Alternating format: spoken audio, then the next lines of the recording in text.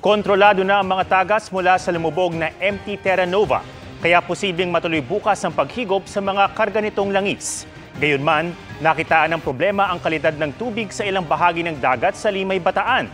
Nakatutok doon live si June Veneracion. June? Atom, lumabas sa water quality test na hindi na raw ligtas pangisdaan at paliguan ang dagat sa ilang barangay dito sa Limay, Bataan kasunod ng paglubog ng MT Terra Nova. Kaya mahalaga raw talaga na mawala na yung banta ng milyong litro ng industrial fuel oil na dala ng lumubog na barko. Kapag wala naging problema, Atom, ay bukas ay pwede nang simulan ang siphoning o paghigop sa langis na dala ng MT Terra Nova. Diver 1, proceed ka na sa PB1. Copy. Gamit ang underwater camera at communication equipment, masusing minomonitor ang galaw ng mga diver sa pinaglubugan ng oil tanker na MT Terra Nova. Stop. Give me a long view. Give me a long view. Focus na camera.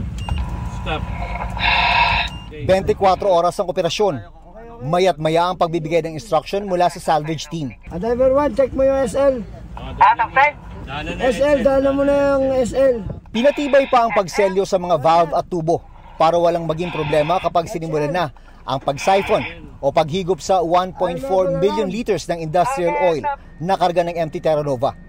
Kapag natapos na ang pagselyo at okay ang lagay ng panahon, bukas ay maaaring magsimula na ang siphoning operations. Kailangan ng dobleng pag-iingat para maiwasan ang disgrasya. It is naturally more sensitive kasi may i-open at palalabasin doon yung oil para i-siphon, 'di ba? May isasaksak, 'di ba? So gagalawin mo yung integrity ng barko.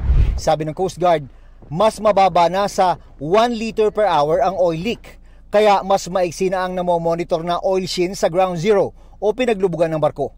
Maging ang aerial inspection sa Metro Manila, Cavite, Bulacan at Pampanga, halos wala na raw nakitang oil sheens. The Coast Guard has remained on top of the situation for all operations offshore and onshore. The Coast Guard is closely collaborating with all arms of government and the local community, and especially the local government units.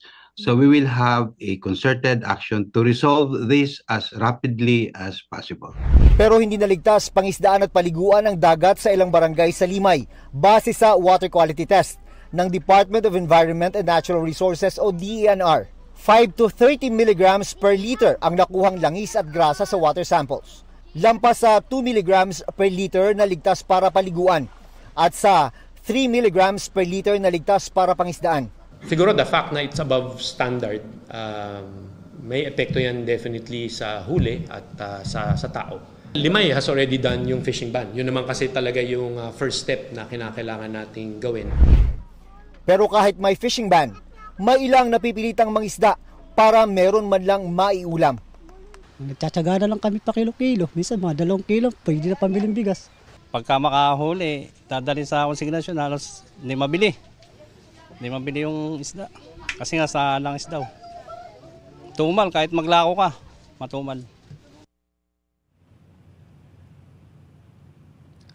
Atom, naghahanda na raw ang provincial government ng Bataan ng ayuda at food packs para sa mga apektadong pamilya. Tinatayang 14,000 na mga mangisda ang maapektuhan ng problemang dala ng lumubog na oil tanker. Atom. Maraming salamat, June Veneracion.